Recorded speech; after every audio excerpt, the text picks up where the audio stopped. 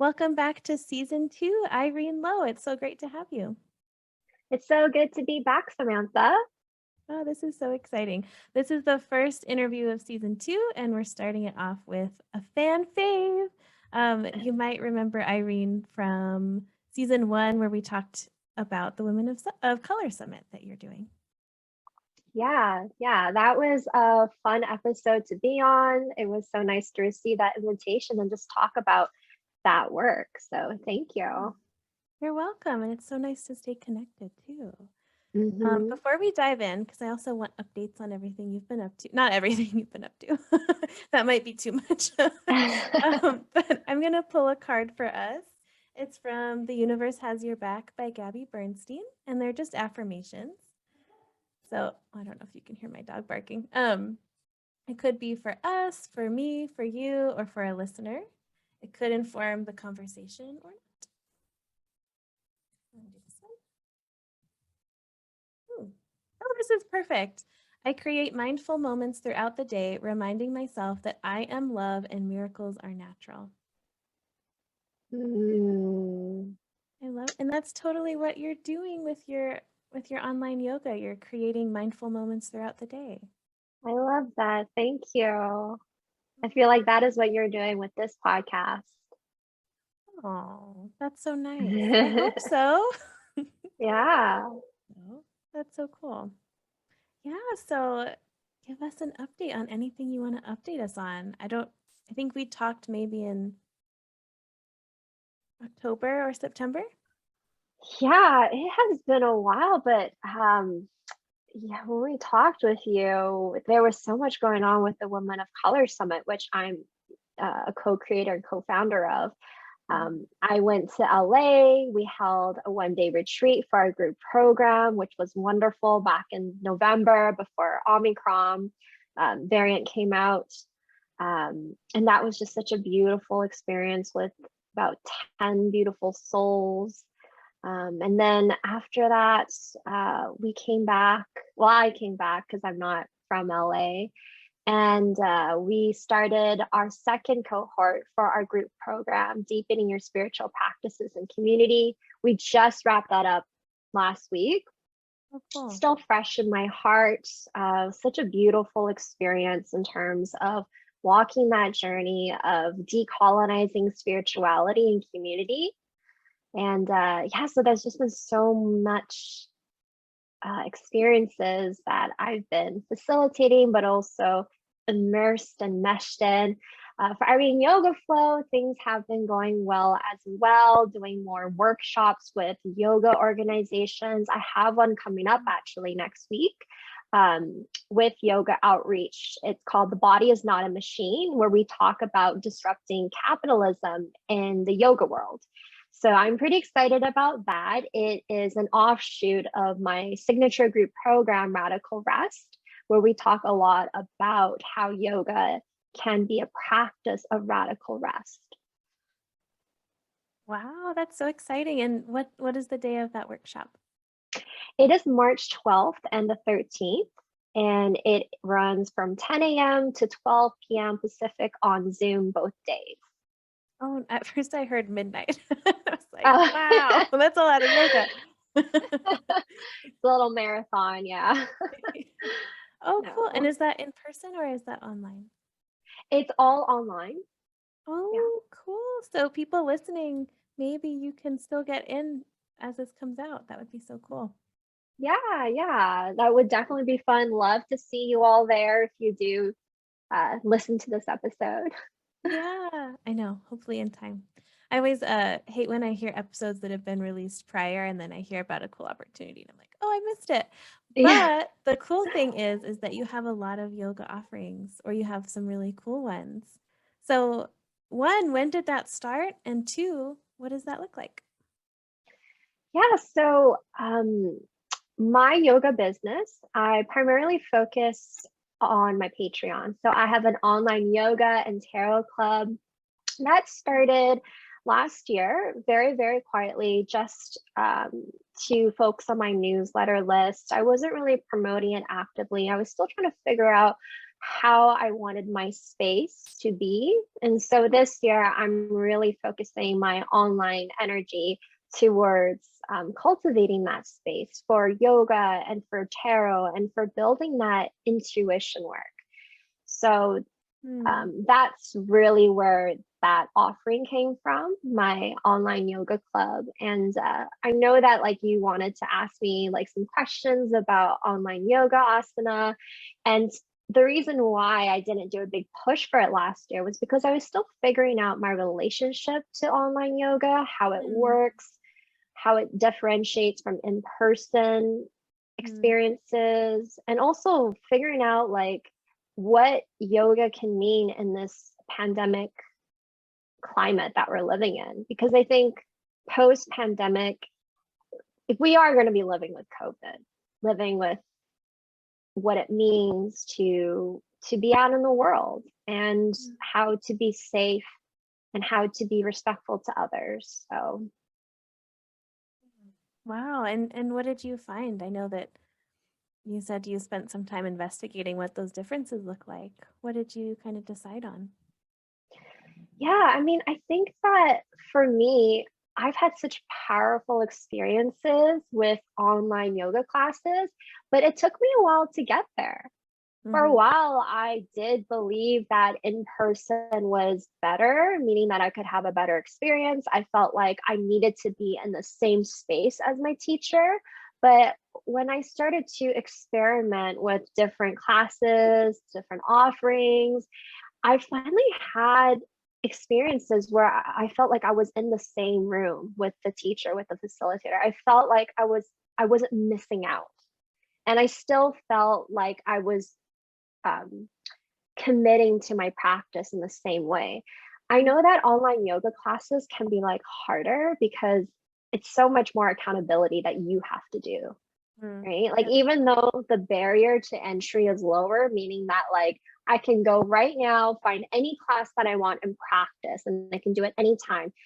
It's almost harder because there's nothing to really hold you to it. And anytime you can stop the class. So it can be hard to really stay focused. But like I've had such powerful experiences and meditations and nidra practices and asana classes, breathing exercises, that when I was reflecting about what kind of offerings I wanted to share, this felt really my relationship to yoga. And I wanted to carry that through for other students who maybe had some reasons for why they couldn't go back to in-person classes.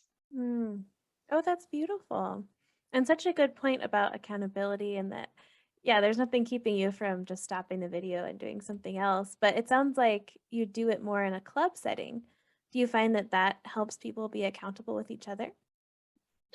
Yeah, I think that having live classes really helps because recordings are great, but then again, like you can do them anytime. Whereas I found that if I offer the live class and then offer the replay afterwards, it's sort of like the best of both worlds because people can come and they can feel like they're still doing something with someone at the same time.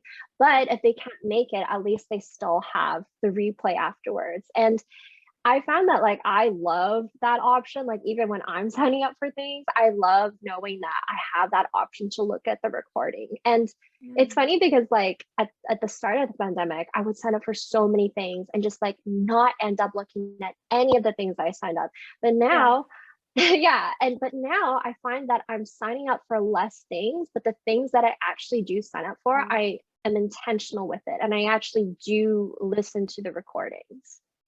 Yeah. Oh, that's cool. That's really cool.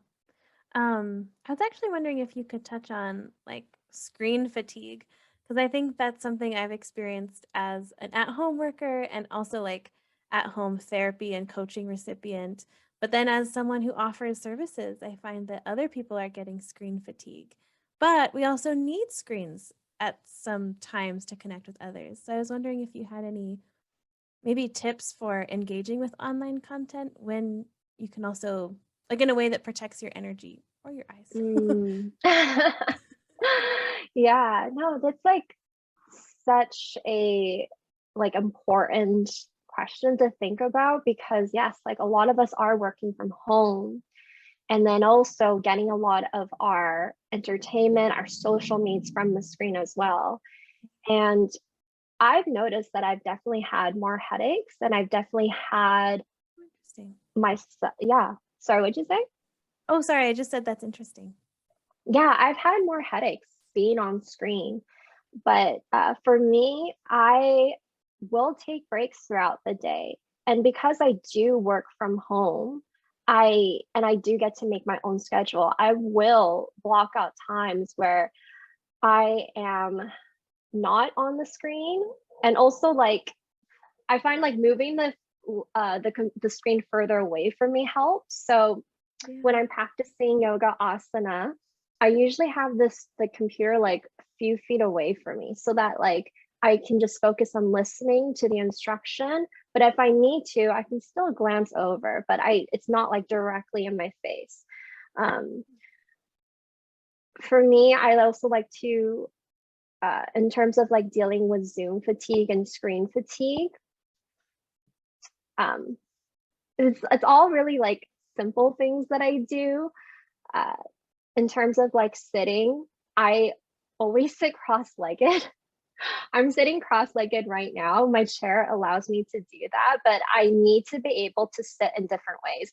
I know a lot of people like standing desks. For me, I really like to be able to sit cross-legged. I like to be able to work on opening my hips whenever, because I don't want to feel like the tightness in my low back.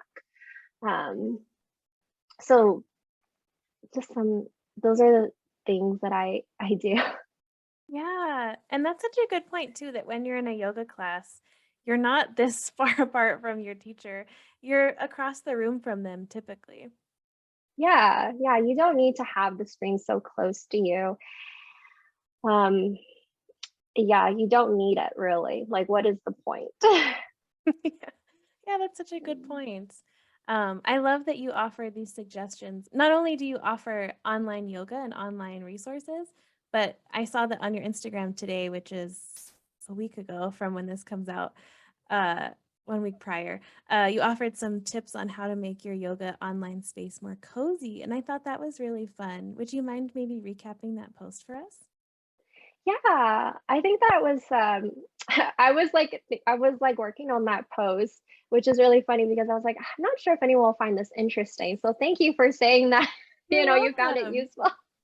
Yeah. Um, but yeah, it really came about because actually I was living in a 500 square foot apartment with my partner and my cat.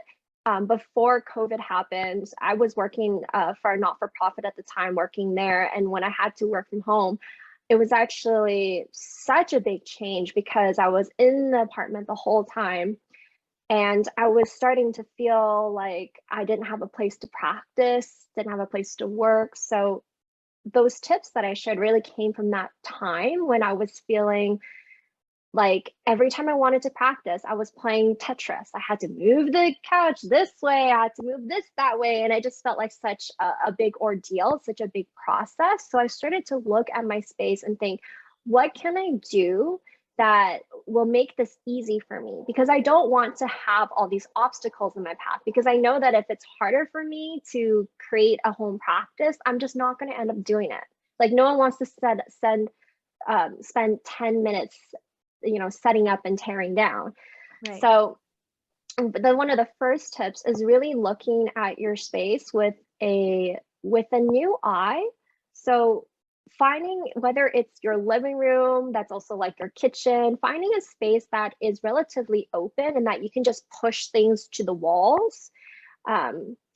Was one thing that I started thinking, how can I create a space? So in my little shoebox, I was like, okay, so the living room, which is also my partner's work desk / our kitchen area, I'm the middle area was pretty bare. So I was like, this is where I'm going to set up my space because we didn't have a coffee table. I could just push things off to the side.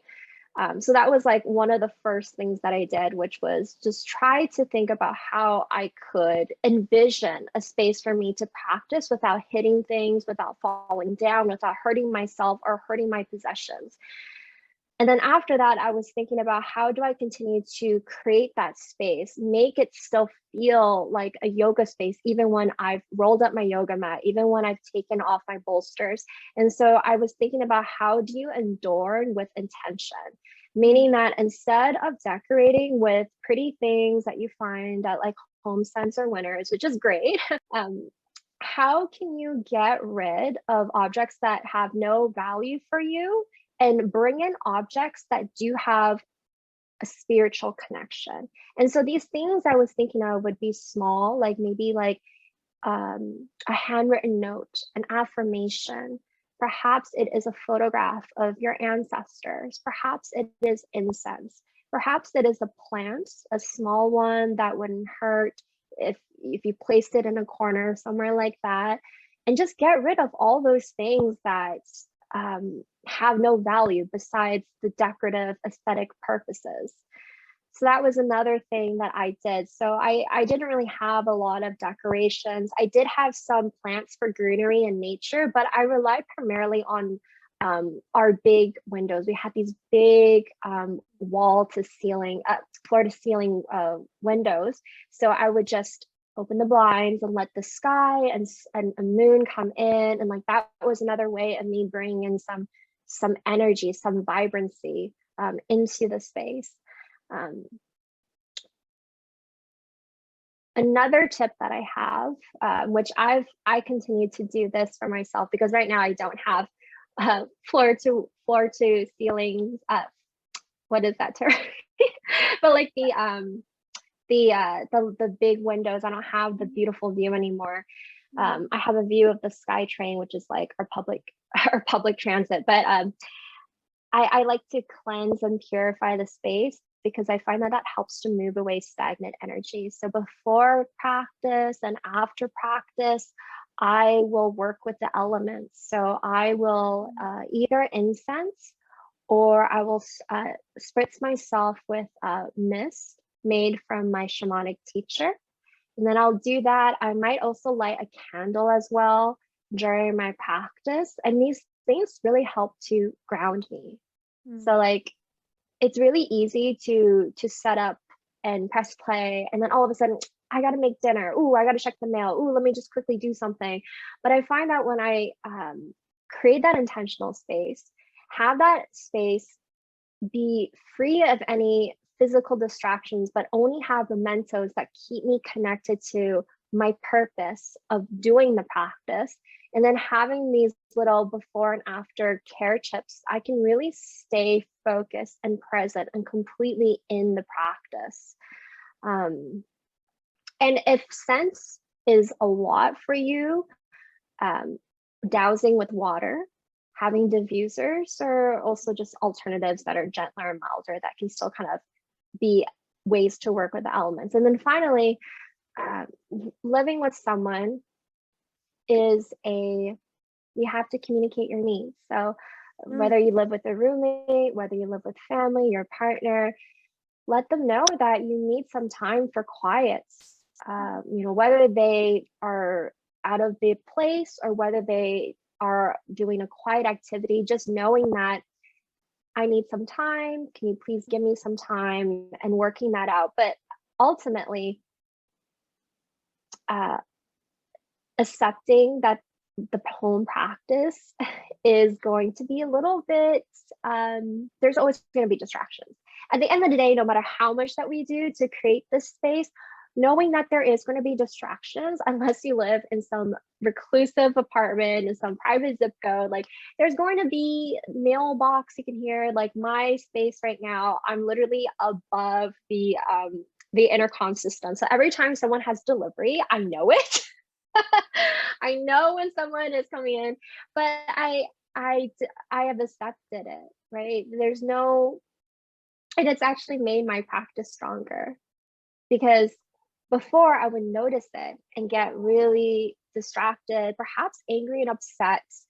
But now I notice it and I am not destabilized. I'm not moved from my center. And sometimes I don't even notice that there are noises around me. And I think that that is what we're trying to get at with our yoga practice, which is really to go within. Oh, that's beautiful. And I love that you described all these ways that we can ground with intention instead of just rushing over, pressing play, and like getting a workout in or playing half the video and deciding to do something else. I think that's really beautiful. Um, I wanted to comment on something you said. Now I have to pause too. um,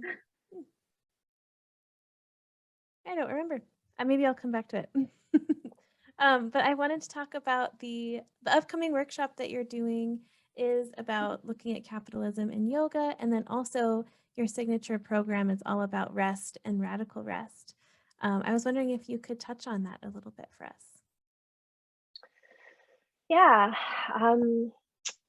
These offerings came from my relationship to capitalism and to work. So I think, like many of us, we've been in work environments that have been toxic, where we weren't valued, where we were taken advantage of, and where we felt really gaslit.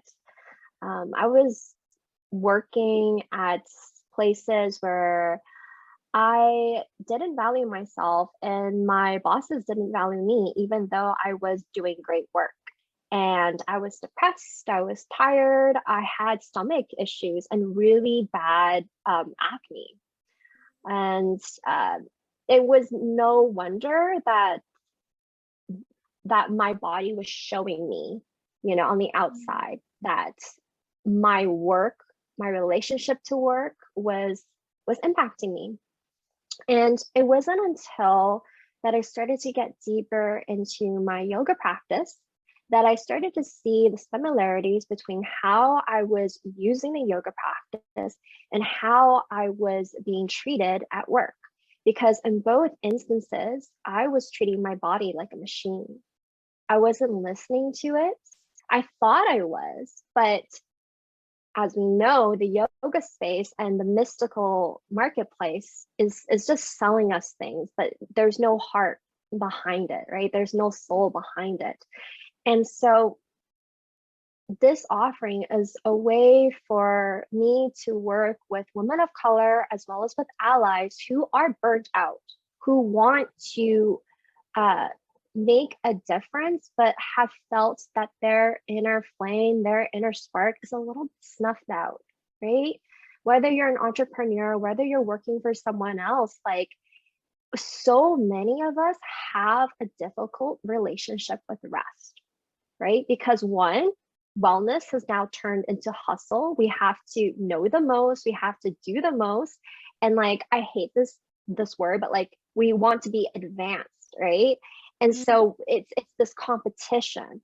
But then not even that, but it's like we can't even get into the spirit of what the yoga and what all of these practices are guiding us towards, which is finding our inner light, finding our inner being, our intuition, our guides, our ancestors, and tuning into that wisdom. And when we rest, we are able to do that. We are able, like, we can't even like get to, it's almost like when you think about like, how can you even get to enlightenment when you are so stressed out? Like, how can you get to point C when we haven't even dealt with this base foundation? I feel like rest is the foundation. It's your safety. It's your ability to move on. So really, like, I want to offer this workshop as well as this group program as a way for us to like talk about our relationships to rest and what are the systems of oppression that prevent us from accessing that rest. Yeah, wow. That's so beautiful and so huge and such a service you're doing. And also makes me think of creating those mindful moments from our card too. Yeah, Um, definitely. yeah. What was your relation? So I know that you were in that environment where you weren't valued, and then you were like kind of on that journey to find restorative rest and like integrate those practices. What was like, what do you wish you had known then that you know now that you'd like to tell yourself or tell someone else? Yeah, I wish I had uh, known that there is community, Mm, that there are people out there that feel the same way like I do, and that it is safe to talk about your your emotions, to talk about things that you might be scared to talk about, because there's just so much conflict when you are someone who wants to work and give, but then also wanting to honor your own boundaries. There's a lot of self-doubt and second guessing that can happen when you're starting to unlearn these capitalist myths that you have to do everything, you have to do everything perfectly, that you're stronger if you are mean, and all these things that we're taught about what it means to be professional, what it means to be mature, what it means to be strong. I really had to unlearn those definitions because those weren't my definitions anymore. yeah. Wow, that's beautiful. And such a hard, I feel like for me, the unpacking of my own internalized capitalism has been like layers. Like I'll be like, oh yeah, Mm, I guess I don't have to work at my job all the time. But it's like it's more than that, and it's more than that. And it feels like peeling off the layers of an onion. And it shows up even in like how good of a friend I am. I feel like I always have to be working to be a good mm, friend in order to be a good mm, friend. mm, Like I always have to be hustling for my worthiness. Uh, mm, it's ingrained in us so deeply. yeah, because it we when we're not working, when we're not doing, we've been told that we're lazy, Mm, that we are not seen. And mm, it's just not true. It's not true that we always have to give. Relationships have to be reciprocal. We have to, and like that also leads to like, what you're saying, I have to give so much to my friends. I have to be the best. And like that is how we can be abused and mistreated and traumatized because we're constantly thinking of having to pour from our empty cup, not realizing that we also need our cup poured. oh, that's so true. Just as a small example, I was actually at a massage earlier today, and the whole hour, I was thinking of what I had to do when I got back from my massage, like what I had missed working on for that hour. And then at the like 50-minute mark, I was like, hold on a second, something doesn't seem right about this. And so I think what's so special is still being able to catch yourself when you do it, not shaming yourself when you realize you do it, because it's so easy to do too. Yeah, yeah. I love that. Like, I feel like that was a mindful moment, a growth moment, right? Of noticing and stepping back, seeing your thought patterns and whether they're going to help you or not. And in that instance, that was 50 minutes of a massage that you spent planning. And, I honestly, I do the same thing. I had trouble with sleep last year, and Mm. I would just lie in my bed and just think about uh, what I would do for the next day. But it would just keep me up for hours at a time. So, and even that, like we cannot give ourselves that time to like rest. And there are different types of rest. It's not just like sleep, which is not rest. Um, Mm. Yeah, that's interesting. I never thought about well, actually, I thought about that with TV. I feel like a lot of the times you hear rest as watching a lot of movies or TV, which it totally can be. But I would like tune out for hours in front of the TV and then be like, why don't I feel rested? And it's because, well, that wasn't super restful for me. yeah, there are different types of rest, Mm, right? Like sometimes we need mental rest. So zoning out in front of the TV can be really restful, right? yeah. Not having to think. Mm, Um, especially because our society is so built on logic and rationale and using the mind. But Mm. other times we need rest from technology. So maybe being in front of the television wasn't good after a while. Sometimes we need to move our body even when we don't feel like it. And other times we don't need to move our bodies. Um, Even just like for me, like last week, I was doing an asana class, I was being led, and I was, it wasn't working, it was not happening. I was like, this is not what I need today. And I practiced a guided meditation, a yoga nidra practice instead. And then afterwards I was like, that's what I needed. That was the rest that I needed that day. Yeah, that is beautiful. And that sounds like a lot of what you do with your work is helping people go back within. And part of that is figuring out what you need in the moment. Mm, yeah, it's so hard to listen to what our body needs. We have been so disconnected, forcing our will over the intelligence of our body, that now being able to listen to my body is such a gift. Being able to know when I'm hungry, when I just want a snack, when I want to move, when I want to move slowly. Mm. These are all qualities of an integrated relationship with my body that I really value after having mistreated it, having ignored it. Yes. Wow, that is beautiful. What was one of the first steps you took in that direction? Because I think when we're like at the other side looking at someone who can do that, we're like, how the hell do we get there when we're so far over here? Yeah, it's uh it's like what you touched on, Samantha, which was first becoming aware of your thought patterns, Hmm. right? Like knowing that this isn't a perfect practice, and just being aware when your stories start to come up and when they're activated. So for me, I had to unpack my asana practice and really be responsible and interrogate myself, like, why am I doing this practice? Like, and I noticed a shift. This shift happened a few years ago. It was when I started to get deeper into my yoga practice, right? And when I mean deeper, I meant I started to, yes, do more yoga classes, asana classes, but then noticing I was getting more tired. I was getting more fatigued. Uh, I was getting more stressed. I was hungry.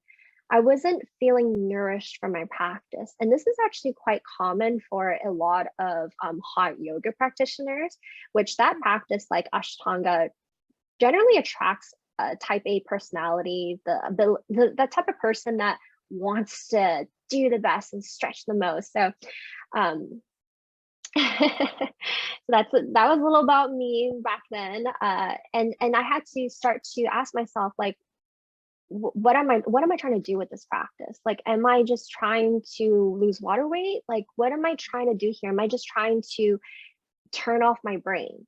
Because the thing is that, like, these practices, are they making you more mindful, or are they just making you mindless? And like sometimes you want to feel like that, they call it like the yoga high, right? But other times it's like, I actually want to feel alert, I want to feel connected. And so for me, I started to recognize when I was treating my body like a machine. Like that was one instance of me treating like my body was a machine, when I was like, I have to go to 5 classes every week, right? And I don't care, I'm going to do them. And it was like, what was the point of that? You know, the point was for me to check it off and say, I did 5 classes, but I didn't feel better. I wasn't more rested. Um, so that wasn't what I wanted to go with my practice.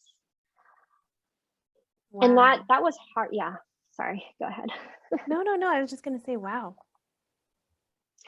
Yeah, and it's hard because there is just so much diet and fitness culture in yoga, right? Where they equate what you can do with the body as a sign that you are like an advanced, and I'm using air quotes, right? Like an advanced practitioner. And like I have a quote here that I would love to read out.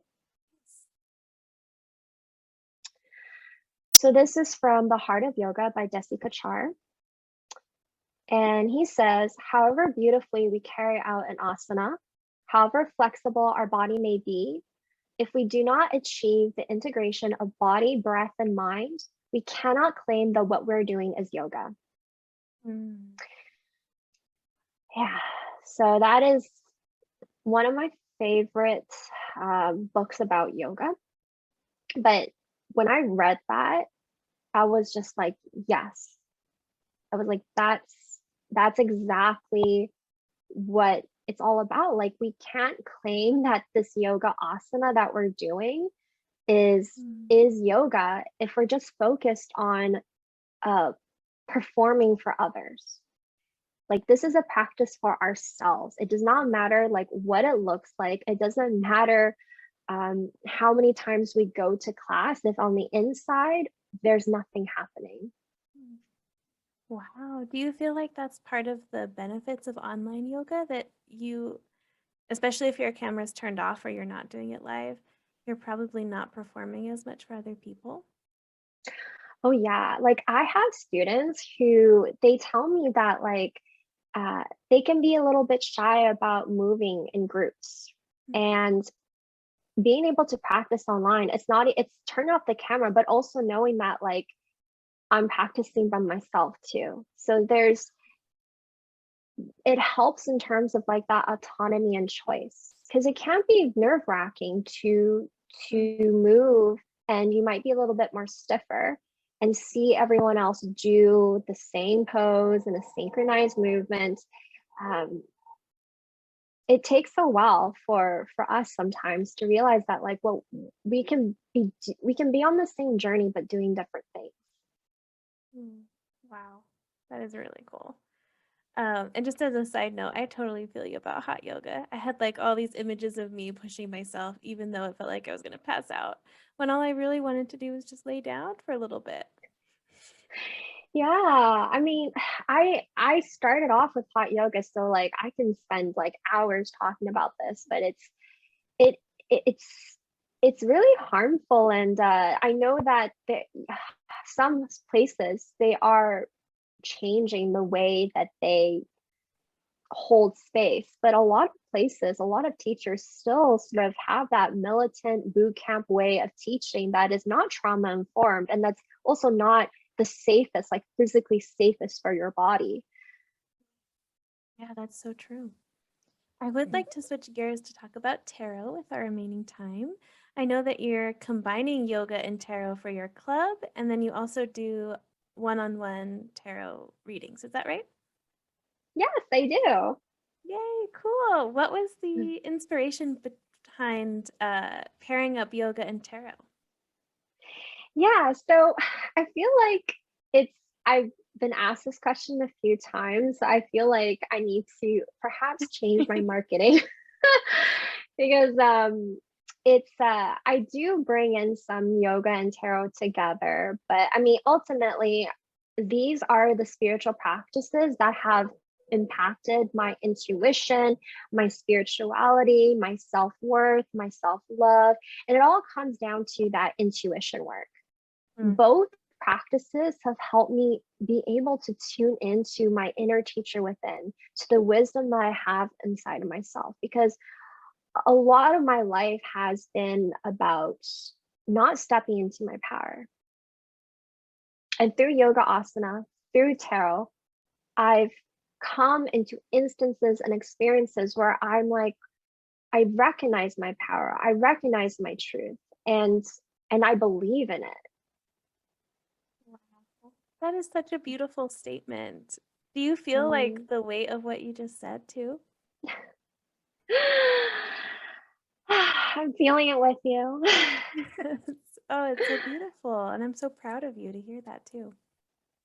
Thank you. Yeah, it's a lot of this work is about building that that romance of the self. A lot of my journey is about becoming more enchanted with like who you are. Oh, I love that so much. What does that mean to you to be enchanted by who you are?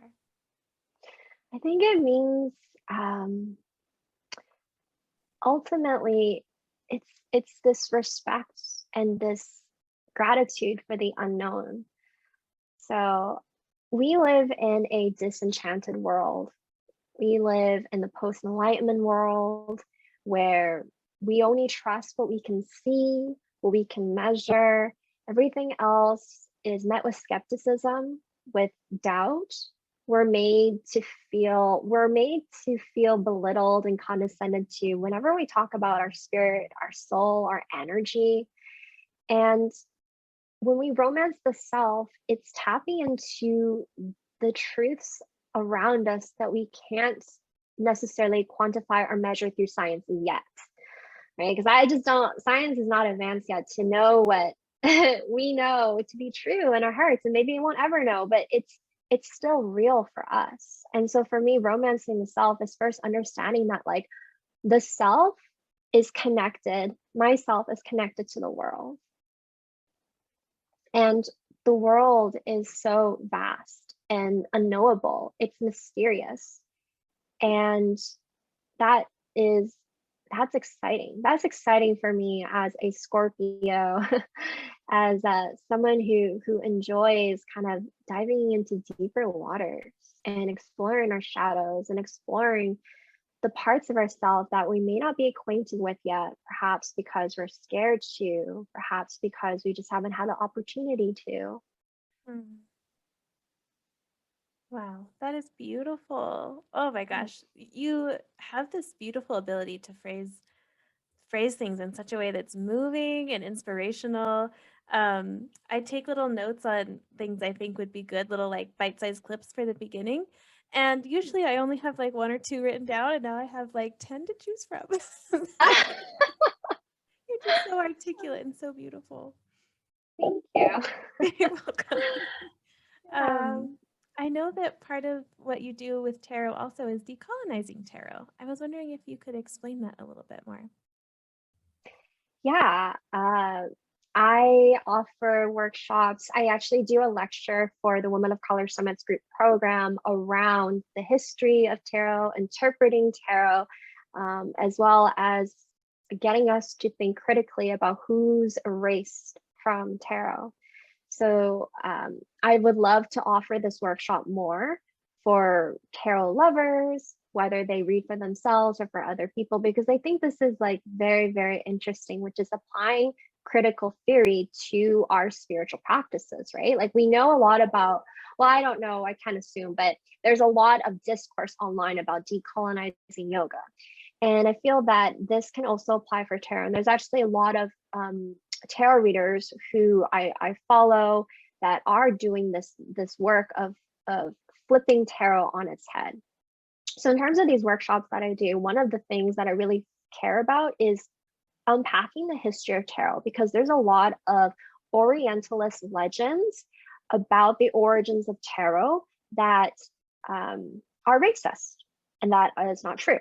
And so I do this work of unpacking, okay, where did this come from? Where does this myth that tarot comes from Egypt come from? And we trace it to French mystics who were essentially hypothesizing with no resources, just saying what they thought, and unpacking that and grappling with that history, because that is, if you're reading the tarot, the 78 tarot cards that come from Renaissance Italy, that is part of the history. And we need to know that history, to know, are we repeating these things, or are we becoming aware and knowing where the source really comes from? So that's like one part of the workshop that I do, which is talking about the history of tarot. There's a lot more to get into about that, but that's kind of like one of the major things. The other part of decolonizing tarot is decolonizing tarot interpretations. So this is like the fun part. This is like, okay, if you are a tarot reader, how can we start to read tarot, or how can we start to read tarot in a way that frees us, that expands us, that makes us feel liberated? Because I think that there's a lot in tarot that could be more trauma informed, whether it's reading for others or reading for yourselves. Like, these cards are very, very powerful medicine, and they can bring up a lot of stuff for us.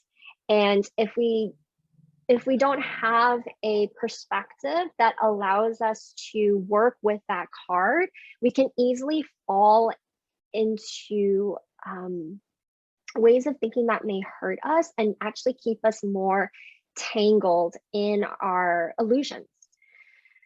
So, for example, like, do you read tarot?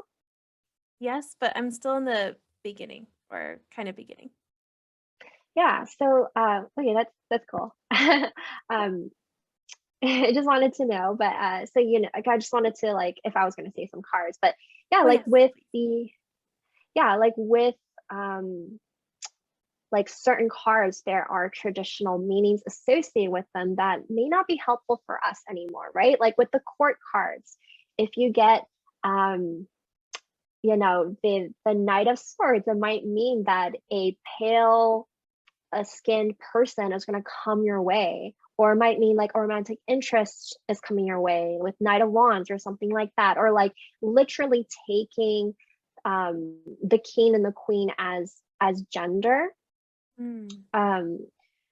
So how can that harm us, right, when we read those cards like that? Or how does it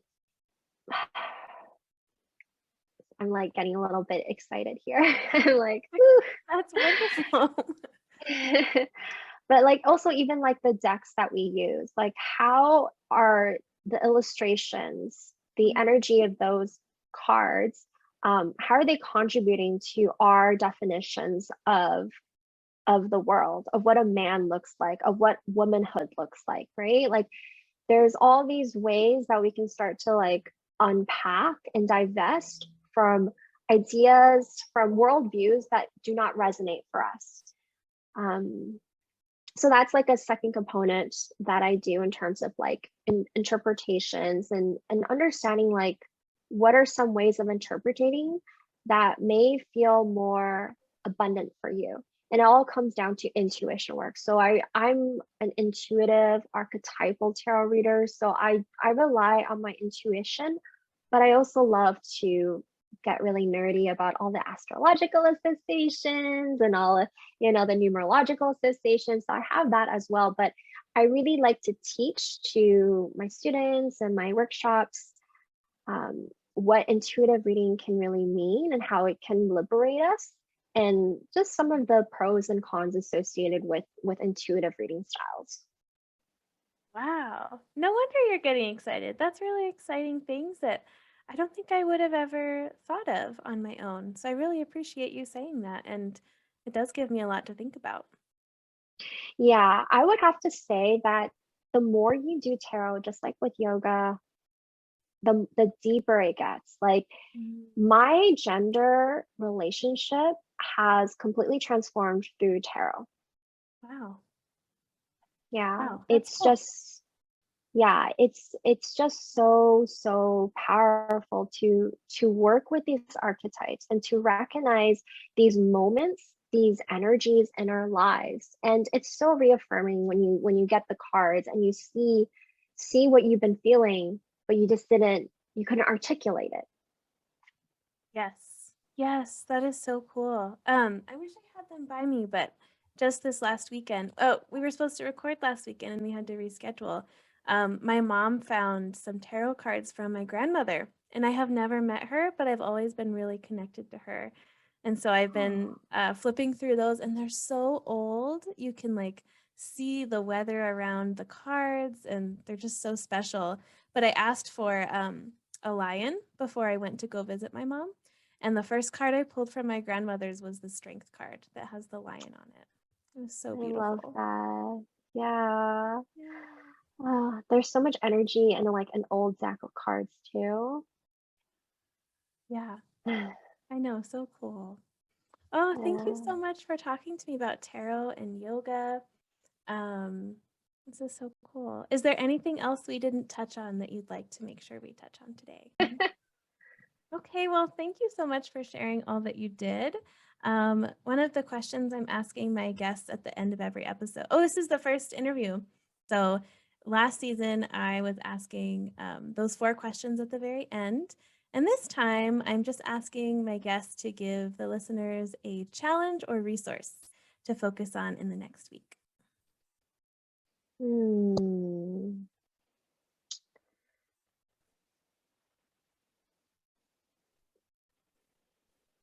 One challenge that I would have is for practice. So whether you do yoga asana or whether you pull tarot or whether you meditate, whatever it is that is your way of connecting with spirit, I invite you to do that once. I invite you to do that for the next 7 days. And it doesn't have to be, 60 minutes. It can literally be 10 minutes, whatever you want, but try to do that for the next 7 days and see how it goes. I love that. And what would be even more cool is if you tagged me and Irene or Irene and I in the 7-day thing that you choose. That would be even cooler. So we could see. Yeah. Yeah. And it's because this is about practice. This is about embodying what Hmm. you are learning. So you can only read about tarot. You can only read about yoga so much, and you have to live it, right? So, Yeah, so true. You can only listen to us talk about online yoga for so long until you decide to go take a class of Irene's. yeah. Wink, wink. Awesome. Well, Irene, can you tell us where we can book tarot, what your Patreon is, and what your Instagram is, and anything else you can think of too? Yeah, so you can find me on Instagram at Irene Yoga Flow, and you can also find my website at Irene Yoga Flow. You can subscribe to my newsletter in order to get my updates and latest offerings. But primarily, if you want to work with me right now, you can work with me through patreon.com/Irene Yoga Flow. I offer weekly vinyasa as well as yin yoga classes. I offer special workshops for radical rest each month, as well as personalized tarot readings, as well as private classes depending on your tier. So it is a space that I'm growing, and I would love to have you there with me.